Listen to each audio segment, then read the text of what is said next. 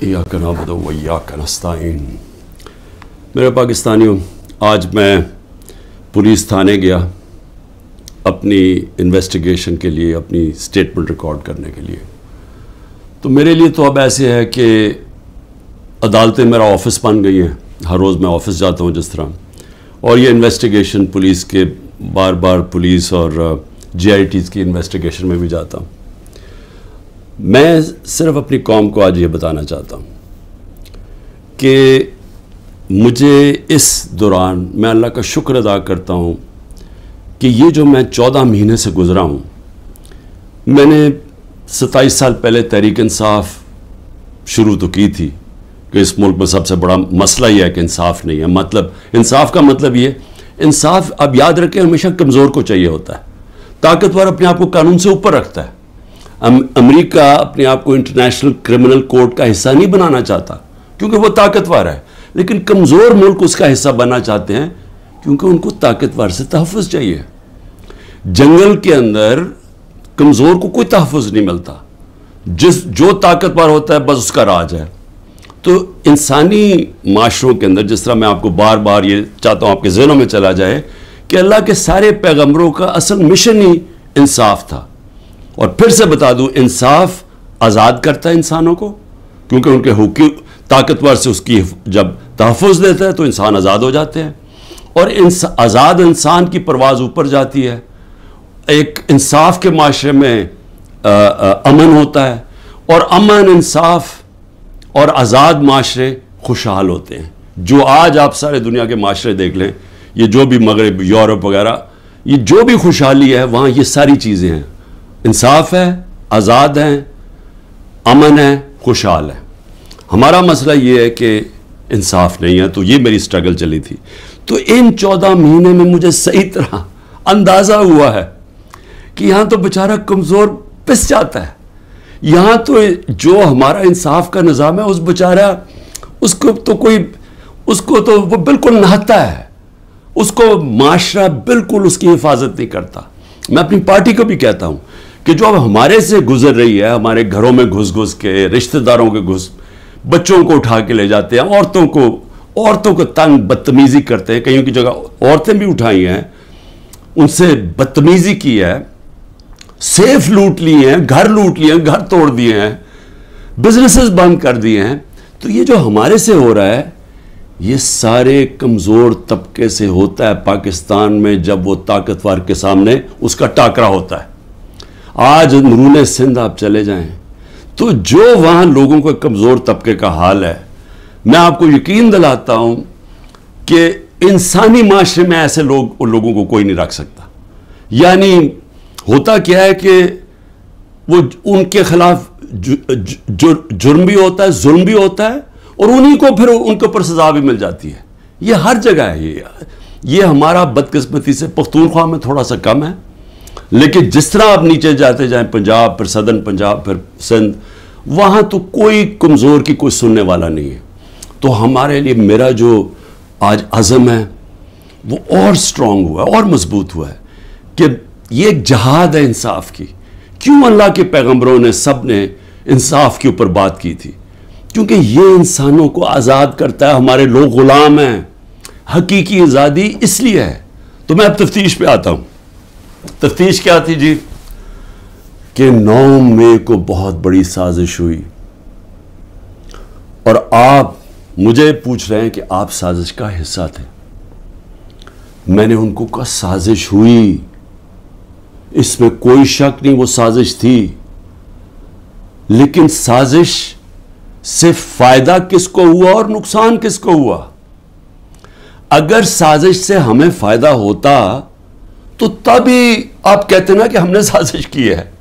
अगर साजिश की वजह से 10,000 लोग हमारे जेलों में हैं, सीधे लीडरशिप जेलों में है, अब मेरे 200 पे केस पहुंचने लगे हैं, हमारे घर तोड़े जा रहे हैं, बिजनेसेस बंद की जा रही हैं, वो जेलों में से सिर्फ वो छूटते हैं जो कहें जी कि मैं आज तहरीक इंसाफ छोड़ रहा हूं, अब वो निकल सकता है, और फिर सब कुछ माफ हो जाता है, सारे उसके केस ड्रॉप हो जाते हैं। तो सवाल मेरा ये है कि फायदा किसको हुआ? फायदा हुआ ये जो सारे मनी लॉन्ड्रर्स, ये 30 साल से जो मुल्क को लूट रहे हैं, जिनके पैसे बाहर पड़े हैं, जो कि अरबों खरबोपति बन गए जबकि मुल्क मकरूज हो गया है, ये सारे जो आज ऊपर बैठे हुए हैं इनको फायदा हुआ है। और इनको फायदा किसने करवाया? मुल्क की एस्टैब्लिशमेंट ने। और इन्होंने कामयाबी से एस्टैब्लिशमेंट को इस्तेमाल किया और इन्होंने उस एस्टैब्लिशमेंट को उनके साथ मिलकर साजिश की। ये साजिश कभी ना होती जब ये दोनों मिलकर ना करते। और बहुत बड़ी साजिश हमारे से नहीं हुई, पाकिस्तान से हुई है। अब मैं आपको बताऊं साजिश हुई कैसे। सुप्रीम कोर्ट का फैसला आ गया है कि इमरान खान को गैर कानूनी और गैर आईनी तौर पे उठाया गया, अगवा किया गया हाई कोर्ट के अंदर से। ये मैंने साजिश करके उठाया था अपने आप को। मैंने तो निकलने से पहले सुबह को जब मुझे अंदाजा हुआ कि ये मुझे पकड़ेंगे, हालांकि मेरे ऊपर कोई केस नहीं था, मैं सब पे बेल में था, जब मुझे पता चला तो मैंने पहले कहा कि वारंट दिखाओ और मुझे पकड़ लो। तो क्या जरूरत पड़ी थी कि डंडे मार के, चीजें तोड़ के, शीशे तोड़ के वो बेचारा रजिस्ट्री ऑफिस के स्टाफ को मारा, वकीलों को मारा, मेरे गार्ड्स को बेचारे उनको मारा। क्या जरूरत पड़ी थी? क्या कि मैं दहशतगर्द था? तो जान के ये दुनिया में दिखाने के लिए विजुअल्स ये जो गए हैं कि जिस तरह मुझे वहां से पकड़ के लेके गए हैं, और उसके बाद पहले से ही तैयारी थी कि जो भी रद्द अमल आएगा वो पहले से तैयार बैठे थे कि इन्होंने ये बिल्डिंग चलानी है। और मैं इंशाल्लाह जिस दिन इंडिपेंडेंट इन्वेस्टिगेशन हुई मैं साबित करूंगा। अस्करी टावर्स का एक गवाह है और कोई पता नहीं वो वीगो डाला वहां पहुंच जाए और उसको उठा के ले जाए। उसकी पूरी रिकॉर्डिंग है कि वहां क्या हुआ था। वो कोई तरीक इंसाफ नहीं थी जब अस्करी टावर चलाया गया। और क्या आज आईजी पंजाब जो दंदनाता फिर रहा है, क्या इससे किसी ने नहीं पूछ रहा कि वहां से 2 घंटे लग रहे हैं, वो लोग आ रहे हैं और या प्रोटेस्ट करने के लिए? किसी ने नहीं पूछना उससे कि जनाब आपकी पुलिस किधर थी? सारी जगह तो टेयर गैसिंग कर रहे थे, सारी जगह तो खड़ी थी, इधर क्यों नहीं गई? और किधर गया वो सीसीटीवी कैमरा? क्यों नहीं उसकी फुटेज आई सबके सामने? क्यों नहीं इंडिपेंडेंट इंक्वायरी हुई? कोर कमांडर घर की साजिश थी और इंशाल्लाह ये साजिश आएगी सामने जब हमारा मौकफ सुना जाएगा। मैंने इंक्वायरी वालों को भी कहा, जज दोनों तरफ सुन के फैसले करता है, वन साइडेड फैसले नहीं करता कि एक जज, जूरी, एक्सिक्यूशनर जनाब आप ही फैसला कर लें कि जी ये इन्होंने किया और इनको पकड़ के मारना शुरू कर दो, पकड़ के लो और मिलिट्री कोर्ट्स बना दो ताकि कुछ चीज निकले ही ना, जैसे मर्जी सजा दे दो। तो मेरी अपनी कौम से जो मैं आज कहना चाहता था वो ये कि इसको जिस तरह इस्तेमाल किया गया, ये नहीं कि इन्होंने तहरीक इंसाफ को प्लान करके ख़त्म करने की कोशिश की है, ये हमारी डेमोक्रेसी ख़त्म कर रहे हैं। मुझे जो आज सवालों से चीज़ सामने आई वो क्या थी? मुझे कहते जी आपके लोग क्यों गए वहाँ, कंटोनमेंट में क्यों गए, तो फलानी जगह क्यों गए, आपने पहले से तैयार किया हुआ था। मैंने उनसे पूछा कि जब मुझे कमांडो एक्शन से उठाया जा रहा है वहां, तो किधर जाना था लोगों ने प्रोटेस्ट करने? तो उसकी बातों से मुझे यह लगा कि आपको पुरअमन एहतजाज करने की इजाजत नहीं है कहीं जीएचक्यू के सामने या कंटोनमेंट के सामने। मुझे बताएं आइन में किधर लिखा हुआ है? कहीं आइन में लिखा हुआ है तो मैं मानूं कि मैंने कानून तोड़ा है। आइन में लिखा हुआ है कि आपका हक है, हर पाकिस्तानी का हक है कि जब नाइंसाफी हो, समझ ले, नाइंसाफी के खिलाफ आप प्रोटेस्ट कर सकते हैं पुरअमन तौर पे। ये आपका आइन का हिस्सा है। और नाइंसाफी हुई थी, सुप्रीम कोर्ट ने कहा कि नाइंसाफी हुई है। सुप्रीम कोर्ट ने अपने फैसले में कहा है कि गैर आईनी और गैर कानूनी तौर पे इमरान खान को उठाया गया। और फिर जिस तरह जलील करके मुझे उठाया गया, तो क्या ये भेड़ बकरियां थी? ये तहरीक इंसाफ के जो लोग थे वो भेड़ बकरियां थी, चुप करके बैठ जाती? क्या उन्होंने गलत किया था कि अगर वो पुरअमन एहतजाज के लिए निकले थे? जी वो जो जियो फेंसिंग में वहां भी पहुंच गया ना, वो भी सारों को जेलों में डाल दिया। इसका मतलब आप ये कह रहे हैं कि आप सारी जगह एहतजाज अगर कर सकते तो करें, लेकिन कहीं भी कंटोनमेंट के अंदर जीएचक्यू आप उसके सामने एहतजाज नहीं कर सकते। आप जरा गौर से समझ जाएं कि इसका मतलब कि आपने कहा है कि अगर वो कानून तोड़ें भी तो वो कानून से ऊपर हैं। ये मतलब हो गया ना इसका। मेरे ऊपर एक केस क्या है कि मैंने मुल्क से गद्दारी की। मुल्क से क्या गद्दारी की कि जनरल फैसल नसीर को मैंने कह दिया डर्टी हैरी, और मैंने उसको कहा कि ये जिम्मेदार है मेरे कत्ल का करने की कोशिश पे। उसको कहा जी आपने मुल्क से गद्दारी कर दी, इसको मुल्क से गद्दारी कह रहे हैं। सो इसका मतलब यह कि या तो वो जनरल फैसल नसीर कानून से ऊपर है, या आपने उसको लाइसेंस दिया हुआ है कि वो किसी को कत्ल कर दे, या तो यह मतलब, और या ये कि हमारी जुर्रत कैसे पड़ी, कि हम कोई कमी है इस मुल्क में, क्या हमारी कोई हैसियत ही नहीं है कि मैं अपनी FIR नहीं कटवा सकता जो मेरा मुल्क का कानून मुझे हक देता है।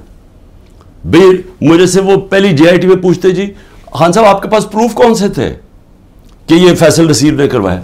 मैंने कहा आपने जो कोयटा में 4 घंटे जो वो कत्ल हुआ वकील, उसके ऊपर तफ्तीश की थी, कोई सबूत मिले थे जब मेरे ऊपर 302 का कत्ल का पर्चा डाल दिया? क्या जब जिले शाह जब मरा था तो 3 दिन मेरे ऊपर 302 जब कत्ल का पर्चा लगाया था, आपने तफ्तीश की थी? तो जब FIR का मतलब होता है फर्स्ट इन्वेस्टिगेटिंग रिपोर्ट, तो जब वो तफ्तीश होगी तो पता चलेगा ना। तो मेरा सवाल यह है कि बरतानिया में जो सबसे मुकद्दस जगह है वो है prime minister house, 10 Downing Street. हर दूसरे दिन वहां एहतजाज होता है, पुरअमन एहतजाज होता है, कभी किसी ने उसके ऊपर रोका है? तो मुझे यह बताएं कि जब रेंजर्स को देख रहे हैं मुझे उठा रहे और कमांडोज, तो क्या लोगों ने किधर जाना था? एहतजाज ही करना था ना।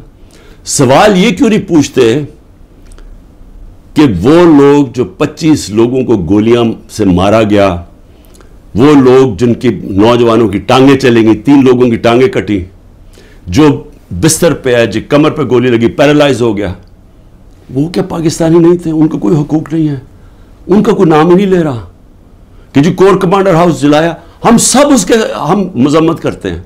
मैंने अपनी जजमेंट में लिखा हुआ है चीफ जस्टिस ने कि इमरान खान को जब पहली दफा, जब मैं अदालत में पहली दफा मुझे पता चला कि हुआ क्या है, मैंने उसी वक्त मजम्मत की और मैंने कहा 27 साल में मैंने हमेशा अपनी पार्टी को कहा है कि आपने कानून के बीच में रहना है। मैंने कभी इस मुल्क का कानून नहीं तोड़ा, और मैं आज फिर कहता हूं कि ये जो किया जा रहा है, ये जो इंक्विजिशन है, ये इंसाफ नहीं हो रहा, वन साइडेड है कि फैसला कर लिया कि जनाब आपने तहरीक इंसाफ को ख़त्म करना है, तो सारी पार्टी को, कितने लोग थे जो ये जो जिधर जो घर जलिया, बिल्डिंग जली, कितने होंगे? 100, 150, 200, 300, 400, 1000 होगा। तो 10,000 लोगों को किस तरह अंदर डाल दे और फिर उनको मौका दे दें कि वो बताएं तो सही कि उनकी साइड क्या थी। दूसरा काम जी 164 के बयान लिए जा रहे हैं। जो जेलों के अंदर लोग हैं, जो ख़ास तौर पे जिनको इन्होंने समझा जी जियो फेंसिंग में आ गए, उनसे बयान क्या लिया जा रहा है? मेरे सीनियर लीडरशिप जो जेलों में है कि जी 164 का बयान दें कि इमरान खान ने हमें हुक्म दिया था कि वहां जाके घर जलाओ, ये इमरान खान का हुक्म है। ये उनसे बयान ले रहे हैं। पहले तो कानून के अंदर ये समझ जाएं कि जो वादा माफ गवाह होता है उसको गिरगिट कहते हैं कानून में। गिरगिट का मतलब कि वो रंग बदलता है, वो जिधर होता है जिसके साथ होता है उसी तरह का बन जाता है, इसकी कोई अहमियत नहीं होती। 2 महीने से कोशिश कर रहे हैं। आजम खान को उधर पकड़ा हुआ है, सीनियर पाकिस्तान का सीनियर ब्यूरोक्रेट, उसको अगवा किया हुआ है। उससे पूछ रहे हैं कि इमरान खान के खिलाफ कोई बयान दो, कोई 164 का वादा माफ हुआ, और लोगों के ऊपर प्रेशर डाल रहे हैं जिसको पकड़ा हुआ कि इसके खिलाफ बयान दो। मेरी जो भी ये लोग लगे हुए कर रहे हैं, मैं सिर्फ उनको एक पैगाम देना चाहता हूँ कि इस मुल्क का सोचें, इसको तबाह ना करें। ये जो आप करने जा रहे हैं कि सबसे बड़ी पार्टी जो अक्सरियत पब्लिक जिसके साथ खड़ी है, और अक्सरियत का मतलब 70-80% पब्लिक आज जिसके साथ खड़ी है, इसको इमरान खान को ख़त्म करते करते मुल्क की जमहूरियत, मुल्क की आज़ादी, मुल्क की इदारे, मुल्क का आइन, इस सब को आप ख़त्म करते जा रहे हैं। और इससे कौमें बचती नहीं हैं, ख़ास तौर पे जो इखलाकियात ख़त्म कर रहे हैं, सारी मोरालिटी ख़त्म हो गई है। केयर टेकर गवर्नमेंट पे वो बैठे हुए हैं, वो टीवी प्रोग्राम पे कह रहे हैं टीवी प्रोग्राम की शर्म भी नहीं आ रही कि केयर टेकर का मतलब होता है गैर जानिबदार, न्यूट्रल। वो कह रहे हैं जी हमने बांटा था कि इसको इतने नुमाइंदे ANP के आएंगे, इतने JUI के आएंगे और इतने फलाने के आएंगे। तो ये तो यानी अगर हमारी, मुझे अफसोस है अदालतों में बड़ा प्रेशर है, लेकिन इसी के ऊपर सुओ मोटो एक्शन लें कि कैसे केयर टेकर गवर्नमेंट हो सकती है जो कि तीनों पार्टीज की बन गई है। हम अपनी गवर्नमेंट गिरा रहे हैं, आइन के मुताबिक केयर टेकर आना है, ये आके बैठ गए और हर किस्म की करप्शन हो रही है। आज कोई फिक्र नहीं पड़ी नैपको के करप्शन किधर हो रही है, कोई FIO को फिक्र नहीं है, मुल्क खुलेआम करप्शन हो रही है आज, और सिर्फ लगे हुए हैं कि जी किसी तरह इस पार्टी को ख़त्म करें। तो मैं सिर्फ एक तो ये कहना चाहता था आज कि मेरा ये जो हुआ है आज तफ्तीश, मुझे हैरत हुई कि वो ये, बल्कि वो उनके ऐसे वो बोल रहे थे जैसे कि आप एहतजाज भी करना आपके लिए आपने कोई गद्दारी कर रहा है मुल्क के साथ, तो फिर जमहूरियत ख़त्म कर दें, कह दें मार्शल लॉ लग गया, कहें कि फिर जनाब जो मर्जी वो फैसला करेंगे वो करेंगे। लेकिन जमहूरियत के अंदर हमारा हक है कि नाइंसाफ़ी जब हमारे से होती है और सुप्रीम कोर्ट ने कंफर्म किया तो उसके बाद हमारा राइट होता है पुरअमन एहतजाज। और मैं फिर से कहता हूँ कि जिन लोगों ने जलाया था कोर कमांडर घर या जो भी जलाई हैं बिल्डिंग्स, उन सब के ऊपर एक्शन लेना चाहिए। मैं सबसे पहले कहता हूँ, और हमें कोई इन्फॉर्मेशन हो हम भी आपकी मदद करेंगे उनके ऊपर एक्शन लेने के लिए, क्योंकि हमने नहीं किया। दूसरी चीज़ ही इसराइल आया जी, इसराइल के ऊपर एक गवर्नमेंट मिनिस्टर्स कह रहे हैं कि जी देखें इमरान खान के, इसराइल ने इमरान खान के लिए सपोर्ट कर दिया।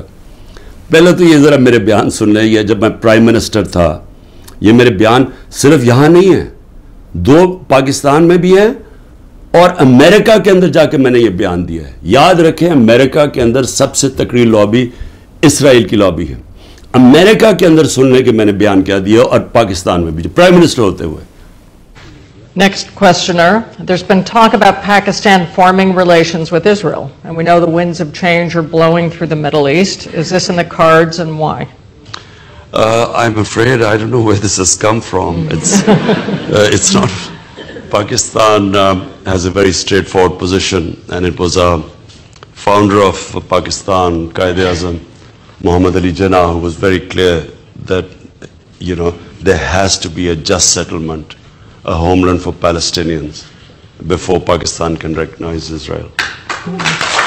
जो भी कोई मुल्क करे, हमारा तो मौक़िफ़ बड़ा क्लियर है, और हमारा मौक़िफ़ क़ायद-ए-आज़म मोहम्मद अली जिन्ना ने 1947 में क्लियर कर दिया था, 1948 में, कि हम इसराइल को कभी तस्लीम नहीं कर सकते जब तक फ़लस्तीनों को उनका हक नहीं मिलता, उनको एक जस्ट सेटलमेंट नहीं होती, जो 2 नेशन थियोरी थी पैलेस्टीनियन की, कि उनको पूरा एक उनकी स्टेट मिले जो कि पैलेस्टीनियन फैसला करें, ठीक है। जब तक वो नहीं होता, अगर हम वो तस्लीम कर लेते हैं तो हमें फिर कश्मीर का भी, हमें एग्जैक्टली सिचुएशन कश्मीर का है तो हमें वो भी गिव अप करना जाना चाहिए। तो इसलिए पाकिस्तान नहीं तस्लीम कर सकता इसराइल को। अब अमेरिका में मेरी बयान की क्या अहमियत है, क्योंकि ये जो 2 है ना, नवाज शरीफ और जरदारी या इनके बच्चे, मैं चैलेंज करता हूं कि ये जाके अमेरिका क्या पाकिस्तान में बयान दे दे उनके खिलाफ, लेकिन अमेरिका में जाके दे। ये मैं कहता हूं कि इनकी इतनी जुर्रत नहीं थी कि जब अमेरिका ने और हिंदुस्तान ने मिलके मोदी के दौरे पे अमेरिका जब जॉइंट स्टेटमेंट दी और उन्होंने कहा कि पाकिस्तान का नाम लिया, बायलैटरल टॉक्स में पाकिस्तान का नाम आता है कि जी पाकिस्तान क्रॉस बॉर्डर टेररिज्म कर रही है और पाकिस्तान को बंद करनी चाहिए। किसी का बयान निकला किसी के मुंह से, कहीं वो बैठा हुआ नवाज शरीफ, कि उसके मुंह से कोई आवाज निकली, कहीं जरदारी के मुंह से कोई आवाज निकली? नहीं निकलेगी। जब 400 ड्रोन अटैक हो रहे थे पाकिस्तान में, जो दुनिया में कोई मिसाल ही नहीं है कि आप जिसके लिए जंग लड़ रहे हैं वो आप के मुल्क में ड्रोन अटैक कर रहा है, इनके मुंह से एक लफ्ज नहीं निकला। और मैं आज अपनी एस्टेब्लिशमेंट से पूछना चाहता हूं कि आप उन लोगों की आज हमायत कर रहे हैं जिनके अरबों रुपए नहीं डॉलर बाहर पड़े हुए हैं। ये कभी भी एक लफ्ज नहीं कहेंगे उन लोगों के पास जिनको पता है कि वो किसी वक्त इनके, जिस तरह वो रूसियों के अब डॉलर जब्त कर रहे हैं ना, उनकी रूसियों की प्रॉपर्टीज जब से जंग हुई है जब्त कर रहे हैं, वो कभी भी इनके डॉलर्स, क्योंकि चोरी का पैसा है और अरबों डॉलर पड़ा हुआ है इनका बाहर, ये कभी इनके खिलाफ बात नहीं करेंगे, ये अपने मुल्क के लिए कभी खड़े नहीं होंगे। ये तो इनको तो हिंदुस्तान से जान जाती है, क्योंकि इनको पता है कि हिंदुस्तान की और इसराइल की लॉबी बड़ी मजबूत है अमेरिका में, तो ये तो कभी भी नहीं मुल्क के लिए स्टैंड ले सकते। तो इनकी जो बैकिंग की जा रही है, मैं ये सवाल पूछता हूं कि आज इमरान खान को तो दहशतगर्द साबित करने की कोशिश की जा रही है।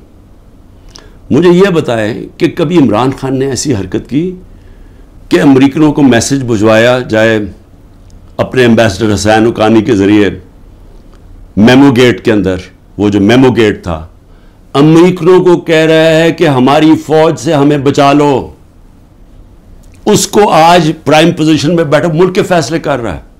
और दूसरा, जिसको इतना प्यार था मोदी के साथ कि उसको घर पे शादी पे बुला लिया, जबकि वो पाकिस्तानी फौज को पाकिस्तान के आर्मी चीफ को दहशतगर्द कर रहा था मोदी।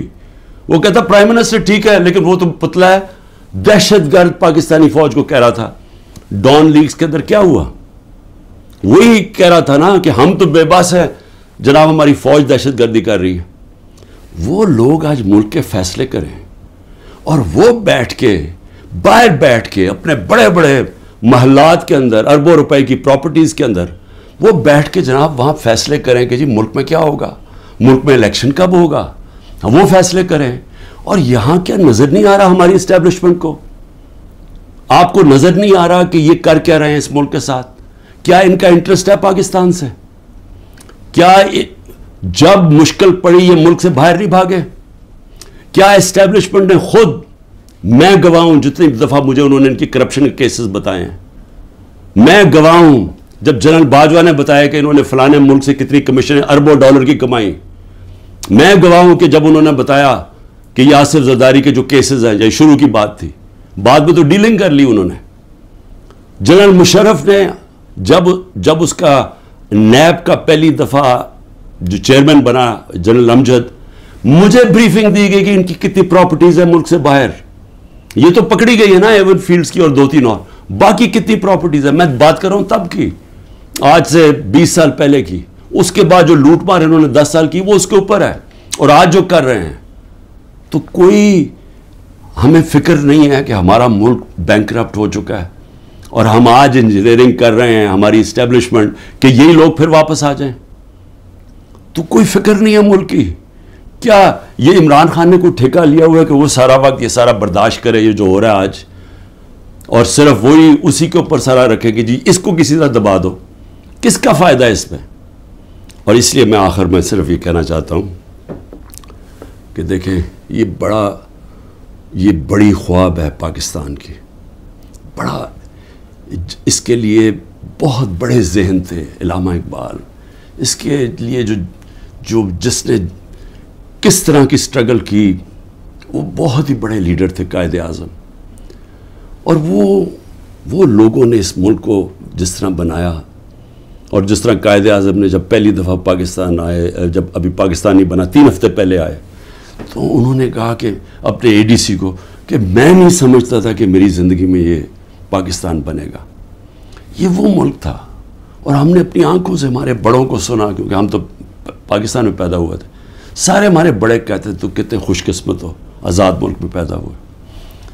और ये हमें बदतरीन गुलामी की तरफ जो लेके जाया जा रहा है, ना कोई इंसानियत रहेगी, ना कोई हकूक़ है, जो मर्जी चाहे करें, कोई कानून तोड़ें, चोरों को ऊपर बैठा दो। जो फॉरेन पॉलिसी ऐसी है कि हम सारी दुनिया में जलील हो रहे हैं आज, जिनसे इतनी मेहनत की कि जी हम अमेरिका को खुश कर रहे हैं, वो जाके उन्होंने जलील कर दिया। साथ वाला हमसाया ऊपर जा रहा है, वो कहता है इनकी फिक्र ही ना करो, ये अपने बोझ भी अब गिरने लगा मुल्क। और उस वक्त उन्हीं लोगों को जो 30 साल से इस मुल्क की खून चूस रहे थे, आज उनको आप फिर तैयारी करा रहे हैं ऊपर बैठाने के लिए। मैं अभी भी कह रहा हूं कि ये जो मुल्क है, ये 27वीं रमज़ान को बना था, ये बड़ी ख्वाब का नाम है, और हम सबको, सारों को, मैं सबको कह रहा हूं कि हमें इसके लिए जद्दोजहद करनी पड़ेगी। और मैं इंशाअल्लाह, फिर से मैं रिपीट करता हूं, मैं बार बार कहता हूं, जो भी हो जाए, मैं भी हर कुर्बानी के लिए तैयार हूं, इस मुल्क की आज़ादी के लिए। और मैं आप सबको कह रहा हूँ कि आपको तैयार होना पड़ेगा कुर्बानी के लिए, क्योंकि आज़ादी घर में बैठ के नहीं मिलती, जंजीरें गिरती नहीं हैं, तोड़नी पड़ती हैं, जद्दोजहद करनी पड़ती है। पाकिस्तान जिंदाबाद।